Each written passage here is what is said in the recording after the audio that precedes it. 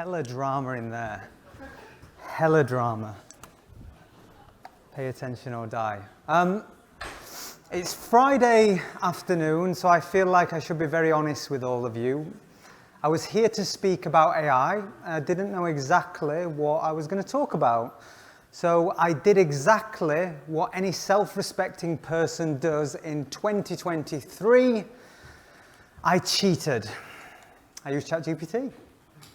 I said, I'm going to do a keynote at Zebu Live. What would you guys find interesting? And funnily enough, ChatGPT, super helpful. Gave me a range of topics from ethics in AI, automation, all the way through to we're fucked, right? Really broad spectrum. And something ChatGPT probably doesn't get enough credit for is not just the information provided, but the advice. So I'm advised to pick something and talk around the event theme. Event theme, what has all of this been about? Bear market. What comes to mind when you think bear market and AI? Not Friday afternoon topics. My mind goes to very nefarious places. So I'm going to park that. I'm going to say thank you, ChatGPT, and I'm going to park that for a moment. Got me thinking, what is my expertise? Well, I founded a company called Flight Story, and foundational to what we do marketing and communication, but we believe and understand that the world changes. And we understand not only that the world changes, but it's changing fast. It's changing incredibly quickly. And I think about this word often, change. It's something we hear all the time. And more often, we feel it. When things change, we all kind of get that allergic reaction. So what do most people do when they get that reaction? Well, they do a few things. They ignore change, they get frustrated, or they just sit in hope. But there is another choice. There's what the minority of people do. They acknowledge change, and I would argue many in this room, considering the nature of the event and what we're talking about, I would say you're embracing, but more importantly, they lean into change. And this is my type of crazy. I love leaning people. I've been doing this for over a decade, supporting some of the world's most successful organizations understand change and take advantage of the opportunity that it presents. And I hope by the end of this session, some of you will join me in being a little crazy. So what we're going to talk about, AI, big topic. Well, I think first and foremost, I want everyone to understand why AI matters. Why should you care? And alongside that, there is a lot of noise. There is a lot of information. It's rather intimidating. What should you pay attention to now?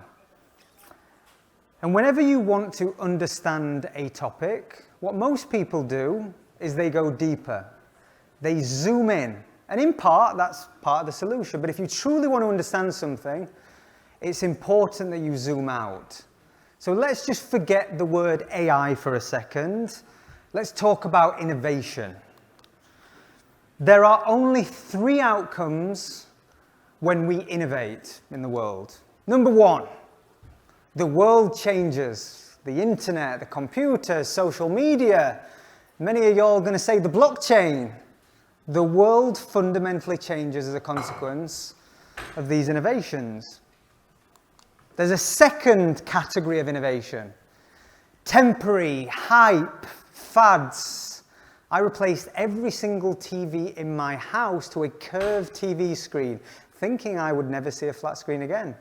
I was wrong, got caught into the fad. And then there's this final category of innovation. Things that shouldn't have been invented in the first place, pointless. Illustrated here. Can anyone tell me what this is? Where is that data going? How is it being used? And fundamentally, I don't think we should be encouraging people with strong opinions of the toilet to touch things. Misuse of innovation. AI. Where are we on this spectrum? Pointless to we have just changed the world. It's certainly not pointless because AI is not new. The term artificial intelligence was actually first referenced in 1957. And if I think of the last decade, how have we interacted with AI? Well, AI has been used to rationalize huge data sets, automate, and produce more relevant experiences for all of us. It's the exact reason why my Amazon recommendations are different to yours. It's the exact reason why my Netflix algorithm serves me different things to you. And our entire digital lives are being powered by extremely powerful AI recommendation engines that are just built to serve you the perfect thing at the perfect time to keep us hooked on these devices. AI is not new, but there is a shift. I'm sure many of you have felt it. It's not just in the air in terms of the vernacular and language you use. There is a shift. Because if I can describe the last decade of where AI integrates into our life, it's largely being used to curate better and more relevant experiences for us. But what we are moving into is a generative era, generative AI, which fundamentally means we've moved from curation to creation. And that is creating new things that have never existed before in real time. And this is a shift. And one of the things that frustrates me when I speak to people, they say AI is not being creative. It's like predictive text. It's literally just predicting what comes next. And I say to those people, they are wrong. They are fundamentally conflating what creativity actually is. Creativity is taking experiences, taking inspiration, and producing new ideas and new things. Taking data and producing new things. And that's exactly what we are seeing in the generative AI era. And I think it's going to set a new precedence. And if you don't believe me, I know some of you all will be skeptic. You'll be skeptical. I ask you to consider a few things. If you zoom out and at a macro level, governments around the world are grappling with how do we take advantage of this profound technology? How do we regulate? How do we govern? There is more capital being flooded into the development of AI than any time in human history. You have titans of tech and the entire startup community building application layer after application layer at what some argue is an unethical level. And yes, every kid in their bedroom is interfacing with generative AI. I am fundamentally convinced this is a change the world innovation. And you don't need to take my words. You can use a simple objective framework to decide if what I'm saying is true. Why should we innovate? We should only innovate for a few reasons: to make things faster, cheaper, and better. Does AI make things faster? God, yes. We can produce things at speeds thought unthinkable just several years ago. Cheaper? Absolutely. The application of AI is considerably cheaper in many cases. However, I will say the development of the technology is very expensive, requires a lot of processing power. By contrast, a Google search is about 50 times more cost effective than a ChatGPT prompt. Better. The verdict's out. At many things, yes. At some things, no. And there's a quote I love, and it basically described the generative era as we see it today. And it said, mediocrity is now free to everyone. Humans have to step up. And that's how I feel. And even that I feel that, I am always pulled back by this idea of change and this exponential curve. And I have to remember that what we are seeing today is the worst it's ever going to be. It's the slowest, it's the most expensive, it's the least effective. And I think many of us can agree some of the things we are saying can only be described as magic. AI is being used to identify and screen certain types of cancers with a greater accuracy than a clinician. AI is being used to predict weather patterns with a 10,000 times greater accuracy than previous models. AI is being used in remote locations all around the world to teach those less privileged numeracy and literacy. And yes, Marketing teams are doing some dope images. The work we often do, I think it trivializes sometimes what's actually happening. So the question shouldn't be, is this a change the world innovation? I think it's the wrong one. I think the question is, how much is the world going to change? And lucky for you guys, there are smarter people than me that answer this question. So Sam Altman, the founder of OpenAI, when asked that question, he didn't respond straight away. He started to talk about the economic models that the world is built upon. So instead of answering how much will AI change the world, he said, we have two primary economic costs, energy and intelligence. And what did he mean? Well, the main things within our society are the costs of energy to produce and move things. And the second big cost is intelligence, human ingenuity to create and execute. And instead of just answering, he went, what happens when one of those costs goes to zero? When intelligence is democratized and scaled, changes everything.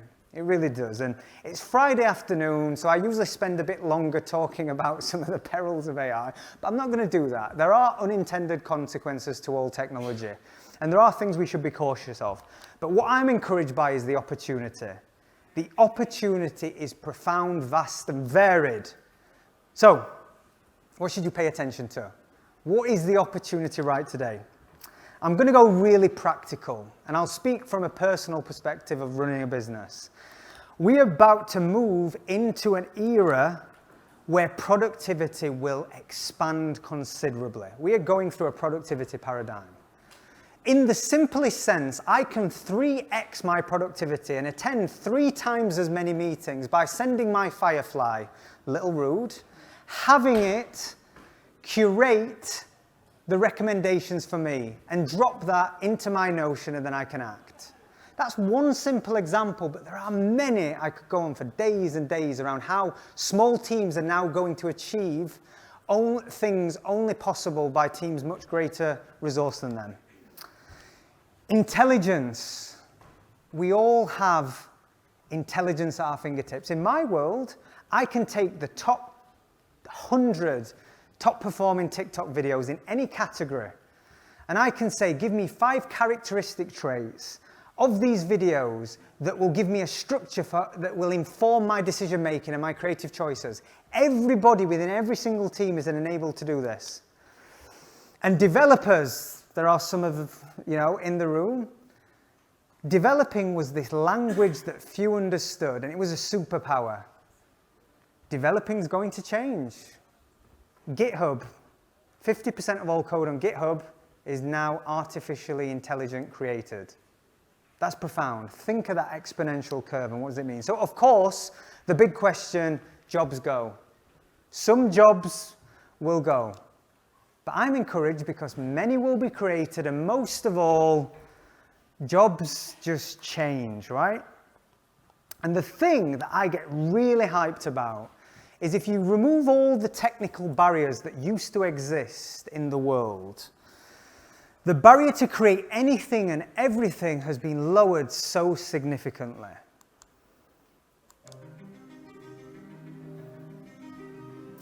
And for me, when I think of the barrier of our technical limitations no longer being there, I'm encouraged because I think this means there will be an explosion of great thinkers, great minds. I used to talk a lot about social media and how that was a leveler. If you understood the internet, you could do things that those with much more resource could achieve. You could capture attention.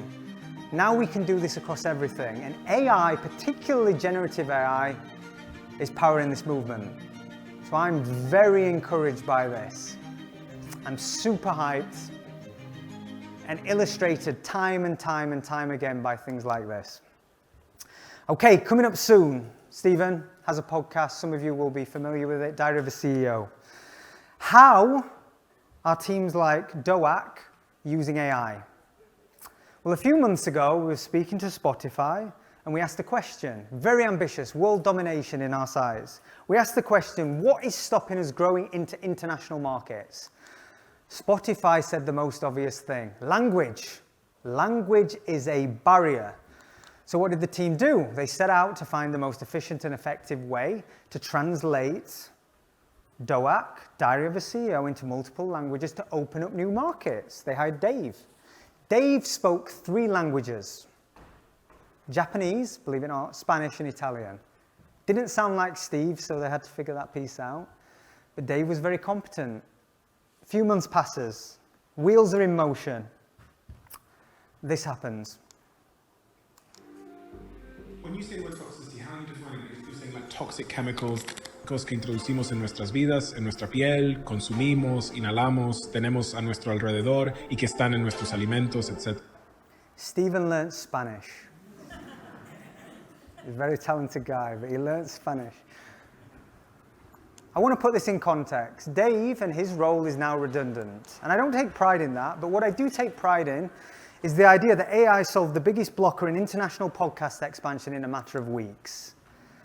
And this, for me, is just a gateway to way more extreme possibilities. In my world, marketing, the attention economy, we're often trying to create more personalized, relevant experiences for customers. Well, imagine a world, a generative era, where everything can be created in real time, based on your wants, needs, and desires. The boundaries between what's real and fake, what's digital and what's not, those lines are continuing to be blurred. And the art of possible is going to get very strange. Here in space. As a painting? In a Hawaiian shirt, with sunglasses, eating a pizza. No, here. Perfect. Raccoon t-shirts are going to be a thing. Promise you, it's coming. I'm going to conclude with a human point. Cognitive dissonance. And if you're not familiar with the psychological principle, it's something that we all suffer with. And it's a state of having inconsistent thoughts, beliefs, or attitudes, especially as it relates to our behavioral decisions, how we behave. And when I think about AI and I hear the skeptics, I see this playing out at a macro level. It's much easier for us to tell ourselves the uncomfortable lies. That is, AI isn't going to change everything. Well, you know, it's just good. Homework's finished, but so what? It's the same reason that smokers tell themselves that uncomfortable lie all the time. They know it kills, yet they say it loses weight, helps them relax, but they know it kills. Humans don't like facing those unpleasant truths, and there are some with AI. And I was speaking to my friend, he's a technology enthusiast, I think he's in the audience, so I don't want to roast him too hard, but we're talking about Bard, and he used it for the first time. And he said the words, "It's not quite there yet." So what did we do? We rolled our eyes, and you did what any friend in a group chat does. Sent him pictures of the first computer and just said, "It's not quite there yet." Sent him the first car and just said, "You know what, it's not quite there yet." And then reminded him that in 1903, the New York Times wrote a very famous article. They said, "Man won't fly for 1,000,000 years. To build a flying machine will require the continuous efforts of mathematicians and mechanics for 1 to 10 million years. New York Times is a credible publication. What happens a few days later? Just 9 days. The Wright brothers went, "Hold my beer." They took to the skies. And I don't even think they had ChatGPT. I'm going to be honest. Maybe they did, but I don't think they did. I will leave you with a concluding point. We cannot comprehend what something 10,000 times our intelligence can achieve. So my only advice that I hope you take away is lean in. Lean in to new opportunities, because Dave can still win, but he can only do this if first he acknowledges, he embraces, and he takes that first step. And I say this because I started with death. Smarter people than me are saying we could die as a consequence of AI. So thank you very much. Appreciate the time. Thank you.